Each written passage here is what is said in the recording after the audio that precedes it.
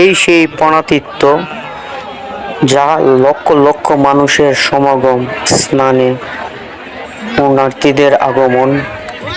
প্রতি বছর চৈত্র মাসের মধুকৃষ্ণা ত্রয়োদশীতে পুণ্যস্নানের জন্য এই স্থান কয়েক লক্ষাধিক লোকের সমাগম ঘটে। এখানে ভক্তরা স্নান ও তর্পণ করেন। এই পণাতীর্থ প্রতি বছর একবারই হয়ে থাকে। এই দিন ও ক্ষণের জন্য ভক্তরা অধীর আগ্রহ থাকেন পুরো বছর। লক্ষাধিক মানুষের সমাগম আপনারা দেখতেই পাচ্ছেন। এই পণাতীর্থ অবস্থান জাদুকাটা নদীর ভারতের কাশিয়া জন্তিয়া পাহাড় হইতে উৎপাদিত হয়ে বাংলাদেশের সুনামগঞ্জ জেলার বিশম্ভরপুর হয়ে বাংলাদেশে প্রবেশ করেছে।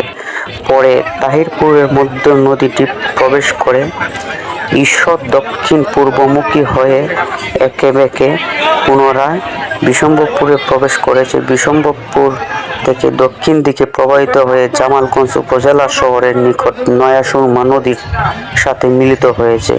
এই নদীর তীরে অবস্থিত আনোয়ারপুর ও দুর্লভপুর নদী বন্দর। চলুন এক নজরে জেনে আসি এই পণতীর্থ কবে থেকে শুরু হয়েছে। মূলত 1516 খ্রিস্টাব্দে এই পণতীর্থের সূচনা করেন শ্রীমান অদ্বৈত আচার্য। মানুষ তাকে গৌরানা ঠাকুর বলে জানে। তার জন্মস্থান তাহিরপুর উপজেলার বাদারঘাট ইউনিয়নের নবগ্রামে। নদী ভাঙ্গনে নবগ্রাম আজ বিলীন। সে সময় নবগ্রামের অবস্থান ছিল লাউর রাজ্যের লাউরগড়তে। এলাকার বর্তমান যে মন্দির গড়ে উঠেছে জাদুকাটা নদীর তীরবর্তী লাউড়েগড়ের পার্শ্ববর্তী রাজ্যগাঁও গ্রামে। শ্রীমান অদ্বৈত আচার্য, যিনি মায়ের ইচ্ছে পূরণের জন্য সপ্ততীর্থ আহ্বান করেন। কথায় আছে সপ্তীর্থ বারবার, পণাতীর্থ একবার। প্রচন্ড প্রচন্ড বীর এখানে সব পুণ্যার্থীরা স্নান করবে। 7:56 স্নানের লগ্ন। তো এখন মেবি বাজে 8:30। এখন অনেক মানুষ রয়েছে স্নান করার বাকি। লক্ষ লক্ষ পুণ্যার্থীরা সকল অবসান ঘটে সময়ের কাছাকাছি চলে এসেছে।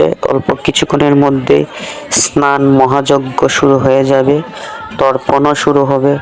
লক্ষ লক্ষ মানুষ আপনারা দেখতে পাচ্ছেন যাদবকাটা নদীর তীরে। এখানে দেশের বিভিন্ন জেলা, বিভিন্ন স্থান থেকে মানুষের সমাগম। প্রচুর ভক্তবৃন্দ এসেছে, এমনকি বিদেশ থেকেও এসেছে একটিবার এই গঙ্গা স্নান করার জন্য জাদুকাটা নদীর তীরে। চলুন ভক্তবৃন্দ, সেই পাকে আমরা ইতিহাসটা একটু জেনে আসি। সুনামগঞ্জ জেলার আদি ইতিহাস থেকে জানা যায়, প্রাচীনকালে লাউর নামে একটি আলাদা রাজ্য পড়ছিল। লাউরের ইতিহাস অতি প্রাচীন। অসংখ্য কিংবদন্তি এবং ঘটনাবলী ও তথ্যাবলীতে তৎকালীন লাউর রাজ্যের সমৃদ্ধ লাউর রাজ্যের রাজপথ পালন ছিলেন কেশব মিশ্র নামক জৈন ব্যক্তি। লাউরের রাজারা ছিলেন ক্ষেত্রান্য গোত্রীয় মিশ্র। তাদের উপবৃত্তি ছিল সিংহ। লাউর রাজধানী লাউর ছাড়া অন্য অংশ ছিল জগন্নাথপুর ও বানিয়াচংয়ের রাজ্যের সীমানা জুড়ে বিস্তৃত। বর্তমানে সুনামগঞ্জ জেলার ময়মনসিংহ জেলা হবিগঞ্জ কিয়দংশ নিয়ে গঠিত ছিল তৎকালীন লাউর রাজ্য। তাহিরপুর উপজেলা উত্তর বড়দল ইউনিয়নের হলদিয়া গ্রামে তৎকালীন লাউরের রাজ্য বিজয় সিংহের বাসস্থানের ধ্বংসাবশেষে এখন বিদ্যমান রয়েছে, যা বর্তমান প্রত্নতত্ত্ব বিভাগ কর্তৃক তত্ত্বাবধানে রয়েছে। লাউরের 15শ শতাব্দীতে দিব্যসিংহ নামে জৈনক রাজা রাজত্ব করতে কথিত আছে। বিখ্যাত বৈষ্ণব সাধক অদ্বৈত আচার্য পিতা কুবুরি আচার্য তর্কপঞ্চান্ন দিব্য সিংহের মন্ত্রী ছিলেন। লাউরের রাজা দিব্যসিংহ বৃদ্ধ বয়সে রাজ্যভার তৃতীয় পুত্রের হাত ছেড়ে দিয়ে সন্ন্যাসব্রত গ্রহণ করেন। শুধু ভক্তবৃন্দ, এখনো দেখতে পাচ্ছেন যে লক্ষ লক্ষ মানুষ শুধু এখানে নেই, এই যে নদীর ওই পারেও ইস্কন মন্দির আছে, তো এখনো লক্ষাধিক মানুষ স্নান করতেছে, শুধু মানুষ আর মানুষ। এই পবিত্র গঙ্গা স্নান করার জন্য বিভিন্ন জায়গা থেকে এসেছে ওনারা। জায়গাটা খুব ব্যাকওয়ার্ড জায়গা পড়েছে, তারপর আগের চেয়ে অনেকটাই উন্নতি হয়েছে। গতকালকে প্রচুর পরিমাণ বৃষ্টি, ঝড় বৃষ্টি হয়েছে, অনেক প্যান্ডেল উড়িয়ে নিয়েছে, কিন্তু ভগবানের অশেষ কৃপায় কোনো ধরনের হতাহত ঘটনা ঘটেনি এখন পর্যন্ত। সর্বশেষে এখন স্নানের পথে যাত্রা ভক্তবৃন্দরা।